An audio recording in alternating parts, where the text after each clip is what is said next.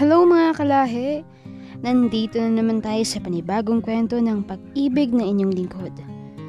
Simula nang magpasya akong talikuran at i-give up ang pagmamahal ko kay Jane, ay siya namang may nakilala akong isang babae na nagtatrabaho noon sa palengke. Maganda siya, cute at batang-bata pa. Masasabi ko talagang bata pa kasi ang height niya parang bata talaga. Natatandaan ko pa nung una kami nakita. Namili kami noon kasama ang pamangkin ko. Tunayan, sila ang unang naging magkaibigan. Kasama niya rin sa trabaho ang kapitbahay namin noon na si Ate Nadine. Hindi ko talaga alam pero simula nang nagtama ang aming mga mata ay may kakaiba na akong naramdaman. Pormahang lalaki pa ako noon kaya hindi lingid sa kaalaman niyang isa akong lesbian. Napangiti siya sa akin at nginitian ko naman siya. Iba talaga kapag may spark. Iba talaga kapag may connection. Simula noon ay parang napapadalas na ang pag-cruise ng landas namin. Hanggang sa napapansin kong napapadalas din ang pagpunta nito sa bahay ni na Ate Nadine. Nakilala ko siya sa pangalang Inday, pero tawagin na lang natin siya sa pangalang Bibi. Hiningi ko ang Facebook account ni Bibi sa pamamagitan ng pamangkin kong si Darling. Ibinigay naman ito kaya naging connected kami through Facebook. Fast forward tayo mga kalahi. Hindi naglaon ay niligawan ko siya na agad naman ako nitong sinagot. Pakiramdam ko tuloy bumalik ako bigla sa pagkabata dahil sa kilig na nararamdaman ko. Nandyan ang first hug, ang first kiss, at ang first romance. Yun nga lang, napansin ko kay Bibi, hindi talaga marunong makipaghalikan, kaya naman tinuruan ko pa siya kung paano. Naalala ko pa noong una kong sinubukang angkinin siya. Sobra yung kaba na nararamdaman niya.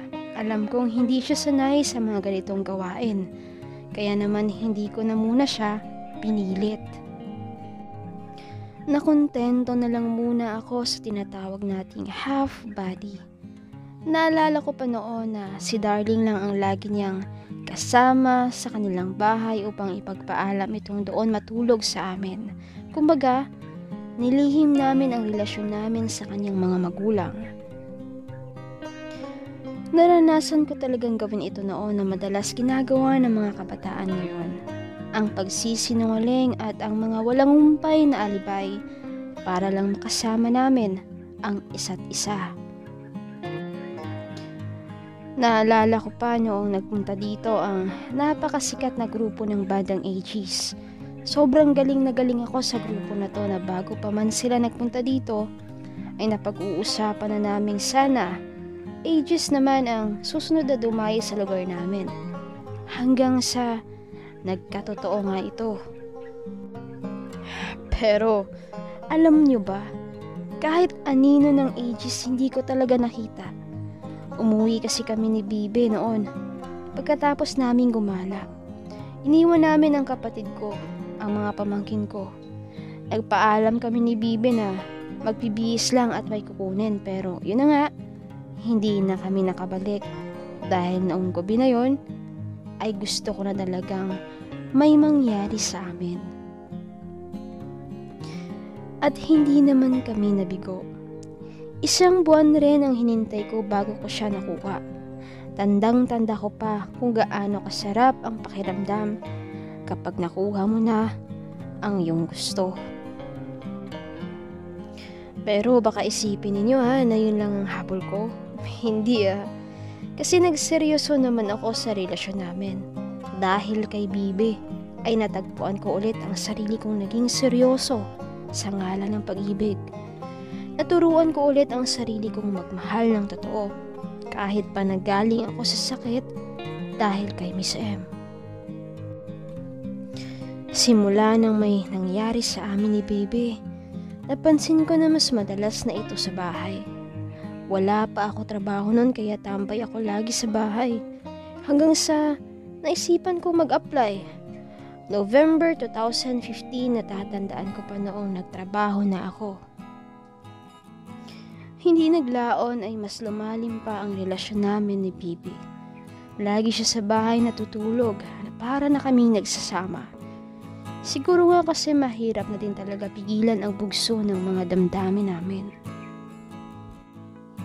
Nagkataon naman na lumipat na ang kapatid ko, si Tuto, ng bahay. Nagdesisyon ako magpaiwan at nagsama ng tuluyan kami ni Bibi. Kahit pa na nanatiling sikreto sa mga magulang niya ang relasyon namin. Pero, ika nga, walang lihim ang hindi nabubunyag. Nalaman ng mga magulang nito ang tungkol sa amin. Thankful naman ako dahil kahit na doubtful si Bibi mas pinili pa rin itong ipaglaban ang relasyon namin. Mga bagay na hindi ko man lang na-appreciate noon. Isang bagay na hanggang ngayon ay pinagsisisihan ko. Si Bibi kasi ang tipo ng isang ex na pwede mong balikan. Sa relasyon kasi namin, ako yung nagloko. Ako yung may problema. Pero bago ko ikwento yung kung bakit, balik muna tayo sa usapin ng mga magulang niya. Pinagsasabihan kasi siya ng mga ito na baka raw magkasakit siya dahil sa tomboy. Dahil nga daw, kamay ang gamit. Pinaliwanag ko naman kay Bibi ang lahat. At pinapaintindi na hindi yun mangyayari kung magiging malinis naman kami sa katawan. Hindi naglaon, ay naintindihan niya naman. At dahil nga mahal na mahal niya ako, ay pinili ni Bibi na wag pakaisipin ang mga sasabihin ng mga ito. Nagpatuloy kami sa kung anong nasimula namin. Hanggang sa tuluyan na nga kami nagsama.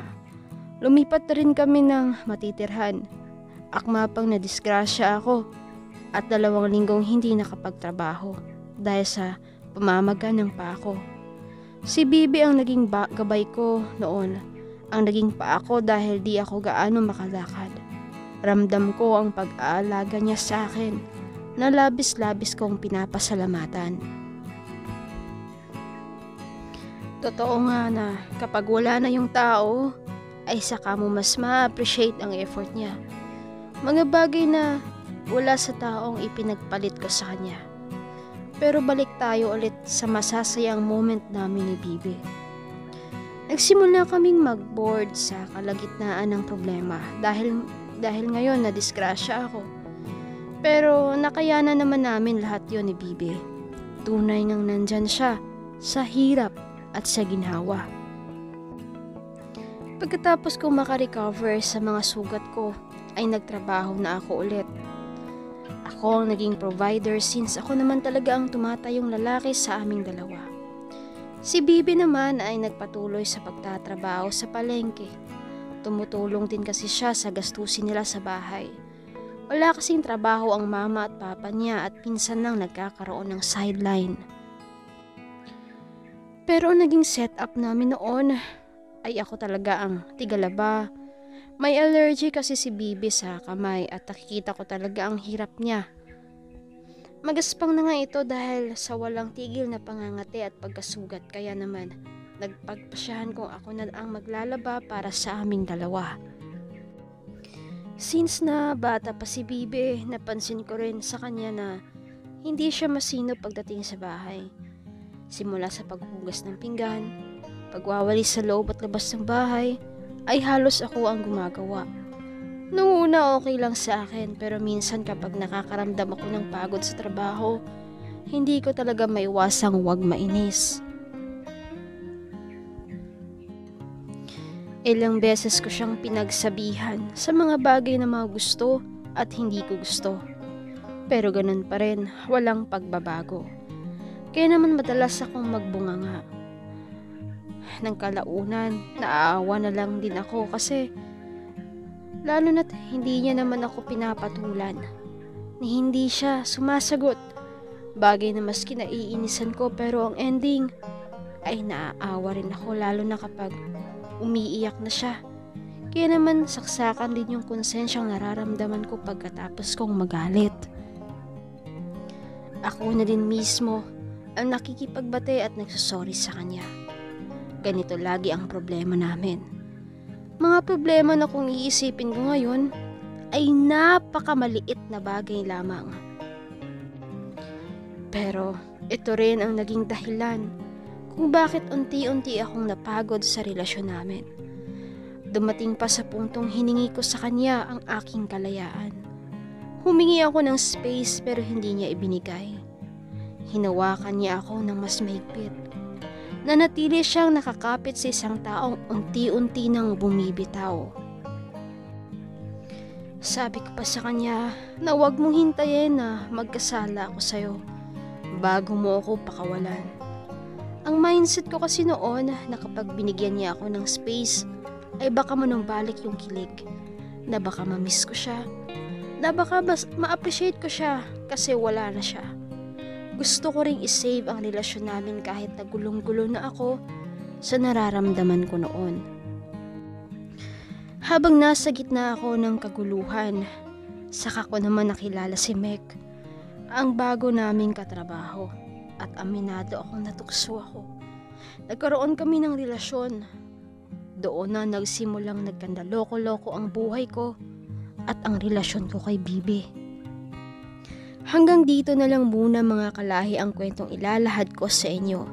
Dahil sa susunod na lesbian confession ay ibabahagi ko naman ulit sa inyo ang pagulo ng pagulong kwento ko sa pag-ibig. Kung paano ako nag-cheat kay Bibi, kung paano ko binuo ulit ang relasyon namin, at kung paano sinira ng isang tao ang buhay ko. Anyway mga kalahi, maraming salamat nga pala sa walang sawang pagsuporta sa Kongset Channel. Maaari din po pala kayo mag-join sa ating membership bilang isa sa mga solid fans ng Kongset Channel. Maaari rin magpadala ng special thanks sa pamamagitan ng pag-send ng stickers. I-click lamang ang $sign at mag-purchase ng stickers ng nais ninyong ibigay. Ito ay malaking tulong para sa pag-unlad ng ating channel at nakakapagbigay rin ng tulong sa inyong lingkod. Bilang author ng Kongset Channel, buong puso po ako nagpapasalamat at kita-kits po tayo sa susunod nating lesbian confession. Bye-bye!